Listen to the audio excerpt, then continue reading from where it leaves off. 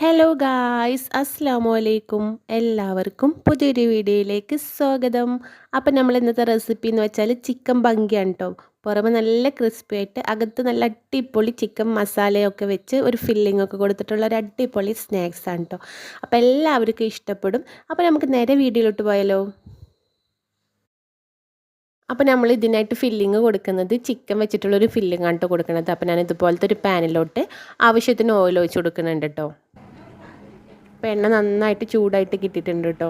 ഞാനൊരു 8-9 കഷ്ണം ചിക്കൻ്റെ പീസ് ബോൺലെസ് ആയിട്ടുള്ള ചിക്കനാണ് കേട്ടോ ഇവിടെ എടുത്തിട്ടുള്ളത്. മഞ്ഞൾപ്പൊടി ഉപ്പ് മാത്രം ഇട്ടിട്ട് ഒന്ന് മാരിനേറ്റ് ചെയ്ത് വെച്ചിട്ടുണ്ടായിരുന്നു. ഇനി നമുക്കിത് എണ്ണയിലോട്ട് ഇട്ട് കൊടുക്കാം കേട്ടോ. എന്നിട്ട് ജസ്റ്റ് ഒന്ന് നമുക്കൊന്ന് ഫ്രൈ ചെയ്തിട്ടെടുക്കാം.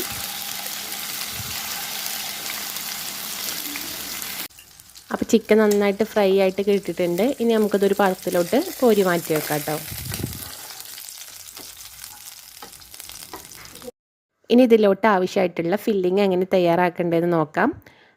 നേരത്തെ ചിക്കൻ പൊരിച്ച് മാറ്റി വെച്ച അതേ ഓയിലിലോട്ട് തന്നെ നമുക്ക് 1 കപ്പോളം സവോള ചെറുതാക്കി അരിഞ്ഞത് ഇട്ട് കൊടുക്കാം. ഇനി ഒരു തവി വെച്ചിട്ട് നമുക്കിതിന് നന്നായിട്ടൊന്ന് ഇളക്കി കൊടുക്കാം. ഈ ടൈമിൽ നമുക്ക് ഉപ്പ് ആഡ് ചെയ്ത് കൊടുക്കാം കേട്ടോ. ഉപ്പിട്ടല്ലേ നമുക്ക് പെട്ടെന്ന് സവോള വെന്ത് കിട്ടും. അപ്പോൾ ഞാൻ ഇതിലോട്ടൊരു നുള്ള് ഉപ്പും കൂടി ആഡ് ചെയ്ത് കൊടുക്കുന്നുണ്ട്. അപ്പോൾ നമ്മുടെ ഉള്ളി നന്നായിട്ടൊന്ന് വെന്ത് വരുന്നുണ്ട്. ഈ ടൈമിൽ നമുക്ക് 1 ടീസ്പൂണോളം ഇഞ്ചി വെളുത്തുള്ളി പേസ്റ്റും കൂടി ആഡ് ചെയ്ത് കൊടുക്കാം കേട്ടോ. എന്നിട്ട് നന്നായിട്ടൊന്ന് വഴറ്റിയെടുക്കാം. ഇനി അടുത്തത് ആഡ് ചെയ്യുന്നത് പച്ചമുളകാണ്. ഓരോരുത്തരുടെ എരിവിനനുസരിച്ചിട്ട് പച്ചമുളക് ഇട്ട് കൊടുക്കാം കേട്ടോ. ഞാനിവിടെ 2 പച്ചമുളകോളം എടുത്തിട്ടുണ്ട്. അതും കൂടി ഇട്ട് കൊടുത്തിട്ട് നന്നായിട്ടൊന്ന് വഴറ്റിയെടുക്കുന്നുണ്ട്. ഇനി ഇതിലോട്ട് ആവശ്യമായിട്ടുള്ള പൊടികൾ ചേർത്ത് കൊടുക്കാം. ഞാൻ ആദ്യം ഒരു 1/4 ടീസ്പൂണോളം മഞ്ഞൾപ്പൊടിയാണ് കേട്ടോ ആഡ് ചെയ്ത് കൊടുത്തിട്ടുള്ളത്. 1/4 ടീസ്പൂണോളം തന്നെ ചിക്കൻ മസാലയുടെ പൊടിയും കൂടിയും ആഡ് ചെയ്ത് കൊടുക്കുന്നുണ്ട്. ഇനി ഒരു 1/4 ടീസ്പൂണോളം ഗരം മസാലയുടെ പൊടിയും കൂടിയും ഇട്ട് കൊടുക്കുന്നുണ്ട്. ഇനി നമുക്ക് എരിവിന് വേണ്ടിയിട്ട് ഒരു 1/2 ടീസ്പൂണോളം കുരുമുളക് പൊടിയാണ് കേട്ടോ ഞാൻ അടുത്തതായിട്ട് ഇട്ട് കൊടുക്കുന്നത്.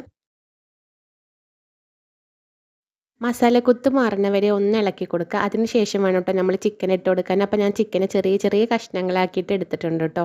ഞാൻ ക്രഷ് ചെയ്യാനൊന്നുമില്ല, കുഞ്ഞു കുഞ്ഞു കഷ്ണങ്ങളായിട്ട് അരിഞ്ഞെടുക്കുകയാണ് ചെയ്തത്. അത് നമുക്ക് കടിക്കാൻ പാകത്തിന് കിട്ടുമല്ലോ. അപ്പോൾ ഞാൻ അതും കൂടി ഇട്ട് കൊടുത്തിട്ട് നന്നായിട്ടൊന്ന് ഇളക്കി കൊടുക്കുന്നുണ്ട്. ഇനി ഇതിലോട്ട് നമുക്ക് 1 ടീസ്പൂണോളം മല്ലിച്ചപ്പും പുതിനയും കൂടിയും ആഡ് ചെയ്ത് കൊടുക്കാം. അപ്പോൾ നമ്മളെ ഫില്ലിങ് ഇവിടെ റെഡി ആയിട്ടുണ്ട്. ഇനി ഇതിലോട്ട് ആവശ്യമായിട്ടുള്ള മാവ് കുഴച്ചെടുക്കണം. അതിന് ഞാൻ ഇതുപോലത്തെ ഒരു ബൗളിലോട്ട് ഒരു 1/2 കപ്പോളം മൈദപ്പൊടിയാണ് കേട്ടോ ഇട്ട് കൊടുത്തിട്ടുള്ളത്. ഇനി ഇതിലോട്ട് നമുക്ക് ആവശ്യത്തിന് ഉപ്പ് ആഡ് ചെയ്ത് കൊടുക്കാം. ഇനി നമ്മൾ ഇതിലോട്ട് ഇടുന്നത് കോൺഫ്ലവർ ആണ്. ഞാൻ വലിയൊരു ടേബിൾ സ്പൂൺ നിറച്ചും കോൺഫ്ലവറും കൂടി ഇതിലോട്ട് ആഡ് ചെയ്ത് കൊടുക്കുന്നുണ്ട്. ഇനി നമുക്കിത് നന്നായിട്ടൊന്ന് സോഫ്റ്റ് ആവാൻ വേണ്ടിയിട്ട് നെയ്യോ ഓയിലോ ചേർത്ത് കൊടുക്കാം. ഞാനിവിടെ നെയ്യാണ് എടുത്തിട്ടുള്ളത്. 1 ടീസ്പൂണോളം നെയ്യാണ് കേട്ടോ ഇട്ട് കൊടുക്കുന്നത്. ഇനി നമുക്ക് അല്പം വെള്ളം ഒഴിച്ചതിന് ശേഷം നന്നായിട്ടൊന്ന് കുഴച്ചെടുക്കാം. ആദ്യം കുറച്ച് വെള്ളം ഒഴിച്ചതിന് ശേഷം ഒന്ന് കുഴച്ചിട്ട് പിന്നെ വെള്ളം പോരാന്നുണ്ടെങ്കിൽ പിന്നെയും വെള്ളം ആഡ് ചെയ്ത് കൊടുത്താൽ മതിയാവും കേട്ടോ. അല്ലാന്നുണ്ടെങ്കിൽ നന്നായിട്ട് ലൂസായി പോവും.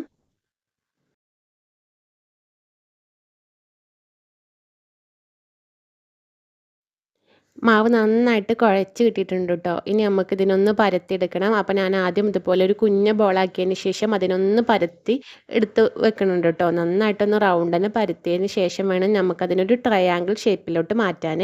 അപ്പോൾ ഞാൻ ഇതുപോലെ പൊടിയൊക്കെ ഇട്ട് കൊടുത്തതിന് ശേഷം നന്നായിട്ടൊന്ന് പരത്തിയെടുക്കട്ടെ. അപ്പോൾ ഞാൻ മാവിനെ നന്നായിട്ടൊന്ന് പരത്തിയെടുത്തിട്ടുണ്ട് കേട്ടോ. ഒരു റൗണ്ട് ഷേപ്പിലൊക്കെ ആക്കിയിട്ടുണ്ട്. ഇനി നമുക്ക് ഇതിനൊന്ന് മടക്കിയെടുക്കണം. അതിന് വേണ്ടി നമുക്ക് കുറച്ച് ഓയിലോ നെയ്യോ പുരട്ടി കൊടുത്തതിന് ശേഷം അതിൻ്റെ സെൻറ്റർ ഭാഗം ഇതുപോലെ ഒന്ന് മടക്കി കൊടുക്കാം കേട്ടോ. അതിനുശേഷം വീണ്ടും നമ്മൾ ഇതുപോലെ ഓയിലൊന്ന് അപ്ലൈ ചെയ്തതിന് ശേഷം നമുക്ക് വീണ്ടും ഇതുപോലെ ഒരു ട്രയാങ്കിൾ ഷേപ്പിലോട്ട് അതിനെ മടക്കിയെടുക്കണം കേട്ടോ. അപ്പോൾ ഇതുപോലെ ഒരു ഷേപ്പിലോട്ട് നമുക്ക് അതിനെ ആക്കിയെടുക്കണം കേട്ടോ. ഇനി ഇതിനെ നമുക്കൊന്ന് മുറിച്ച് മാറ്റിയെടുക്കണം.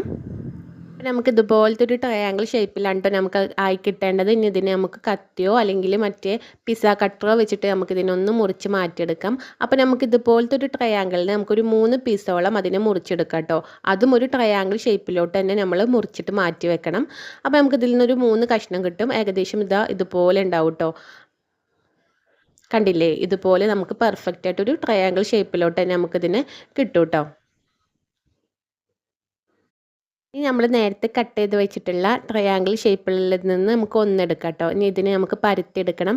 അപ്പം നമുക്കിതിനെ പരത്തുമ്പോൾ നമ്മൾ നന്നായിട്ട് ശ്രദ്ധിക്കണം കേട്ടോ. അതിൻ്റെ എന്താ പറയുക, ഈ ഒരു ഭാഗം ഉണ്ടാവില്ലേ അതിനെ നമുക്ക് കൂടുതൽ ഒന്ന് പരത്തിയിട്ട് പരത്തണം കേട്ടോ. അതിലാണ് നമ്മൾ ഫില്ല് ചെയ്ത് വെക്കുന്നത്. അപ്പോൾ അവിടെ കൂടുതൽ വിടുത്ത് വേണം.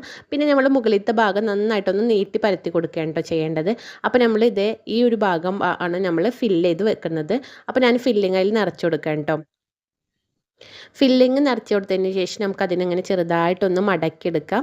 എന്നിട്ടൊന്ന് പ്രസ് ചെയ്ത് കൊടുക്കാം കേട്ടോ. അതിന് ശേഷം ഇതുപോലെ ഒന്ന് റോൾ ചെയ്ത് കൊടുത്താൽ നമ്മളെ സംഭവം റെഡി ആയി കിട്ടിയിട്ടുണ്ട് കേട്ടോ. അപ്പോൾ കാണാൻ തന്നെ നല്ലൊരു ഭംഗിയാണ് കേട്ടോ.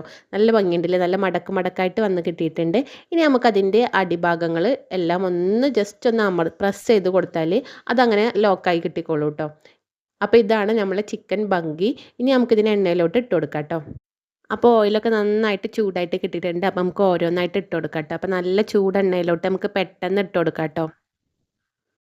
അപ്പോൾ ഒരു ഭാഗം നന്നായിട്ട് വെന്ത് കിട്ടിയിട്ടുണ്ട്. അപ്പോൾ ഞാൻ ജസ്റ്റ് ഒന്ന് മറിച്ചിട്ട് കൊടുക്കുന്നുണ്ട് കേട്ടോ. അപ്പോൾ നിങ്ങൾ ഇതുപോലെ ഒരു കളറൊക്കെ ചേഞ്ച് ചെയ്താൽ മറ്റേ ഭാഗം മറിച്ചിട്ട് വേണം നമുക്കിതിനൊന്ന് വേവിച്ചെടുക്കാൻ. അപ്പോൾ നമ്മൾ ചിക്കൻ പങ്കി ഇവിടെ റെഡി ആയിട്ടുണ്ട് കേട്ടോ. അപ്പോൾ ഏകദേശം ഇതേ ഒരു കളറാകുമ്പോൾ നമുക്കിതിനെ കോരി മാറ്റി വെക്കാം.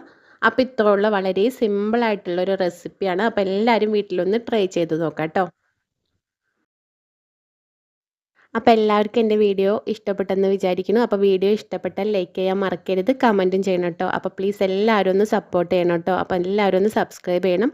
അപ്പോൾ പുതിയൊരു വീഡിയോ ആയിട്ട് വരുന്നവരെ ബായ്.